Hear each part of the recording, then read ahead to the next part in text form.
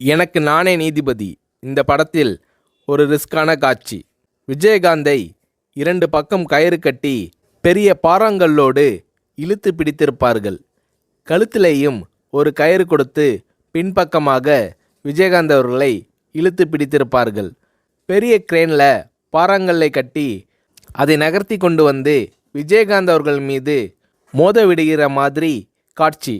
குறிப்பிட்ட நேரத்தில் கல்லை வைத்து கொண்டு கிரேனில் மோத வரும்போது 1 2 3 என்று சொன்னதும் சட்டென்று விஜயகாந்த் அவர்கள் நகர்ந்துவிட வேண்டும்.